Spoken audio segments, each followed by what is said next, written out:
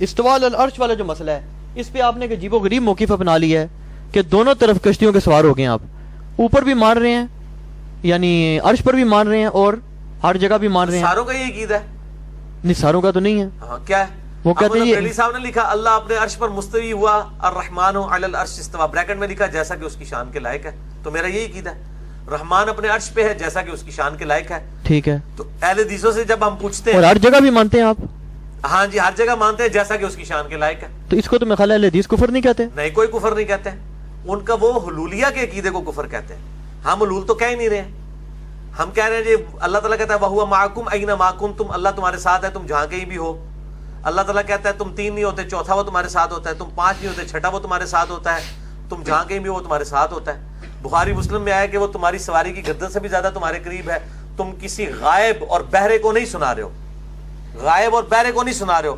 تو غائب کا الٹ کیا ہوتا ہے؟ حاضر. تو حاضر ہے وہ وہاں پہ, تو تبھی حضور نے کہا نا کہ غائب کو نہیں سنا رہے ہو, ایسے کو جو موجود ہے. کیسے موجود ہے؟ وہ قرآن میں لیس کمثلہ شیء وہو السمیع البصیر. تو میرا یہ عقیدہ ہے کہ حنفی اور سلفی دونوں ایکسٹریم رویے ہیں آج کے دور میں. ہم تفویض کرتے ہیں اللہ تعالیٰ کو ہی.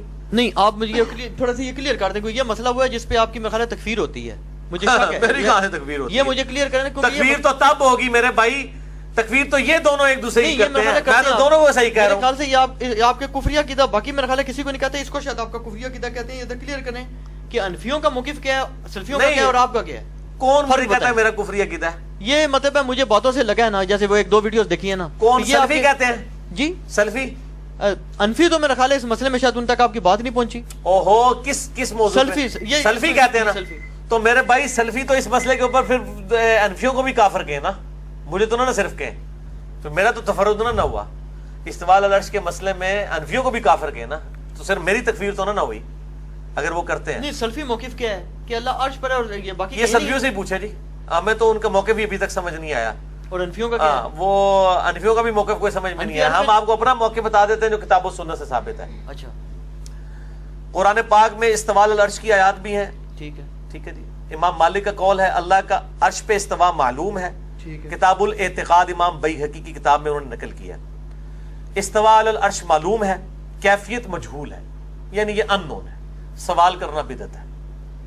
یہ جو بال کی کھال اتارے ہیں چاہے حنفی ہو سلفی ہو, میں ان کو دونوں کو غلط سمجھتا ہوں. کراچی صاحب نے وہ گول ٹی وی والے پروگرام میں کہا جی یہ ترجمہ ہی آپ نے غلط. چلو وہ صحیح ترجمہ انہوں نے کیا کیا کر دیں. نہیں, وہ اگلے دن میں نے پروگرام, وہ ان کا بھی یہ عقیدہ ہے ان کو کہ ان کو ترجمہ چھوڑ دیں. احمد بریلوی نے تو ترجمہ کر کے بتا دیا.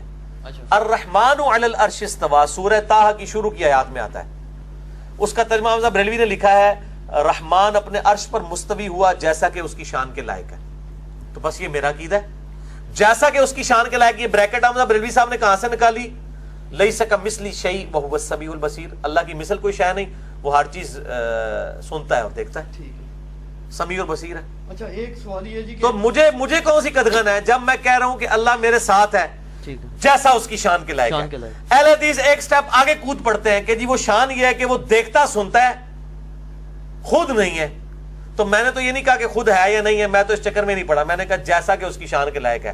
اگر ان کا موقف صحیح ہوا تب بھی میں ون ون سچویشن میں ہوں, اگر انفیوں کا موقف صحیح ہوا تب بھی میں ون ون سچویشن میں. اچھا, میری ایک حدیث مودی سے بات ہوئی, وہ تو بلکہ کہنے لگے, کہتے ہیں یہ جو آیت ہے نا اس کے تو لوگ سمجھتے ہی نہیں مسئلہ. میں کہا کیا کہ اللہ شرک سے قریب ہے. وہ کہتے ہیں اس سے مراد یہ ہے کہ فرشتے اللہ کے شرک سے قریب. استغفر اللہ. تو بولی وہ مجھے پتا ہے, وہ کہتے ہیں فرشتے بندے قریب ہوتے ہیں. اس کو کہ اس کی تو تعویل فرشتے کرتے ہو, وہاں جو آتا ہے کہ تم 3 نہیں ہوتے چوتھا تمہارے ساتھ اللہ ہوتا ہے, اور 5 نہیں ہوتے چھٹا اللہ, اس کی بھی تعویل کرو. مجھے پتا ہے یہ جعلی تعویلات جو کرتے ہیں باہر, ان میں بھی ایک مجاہد بندہ پیدا ہو گیا ہے.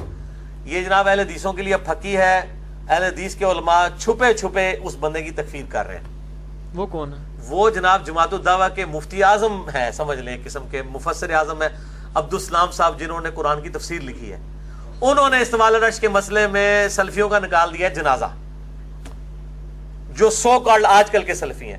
انہوں نے کہا ہے کہ ہم رحمان کے علی العرش استوا کا بھی انکار نہیں کرتے اور میت کا بھی انکار نہیں کرتے, اور دونوں کی کیفیت میں نہیں پڑھتے.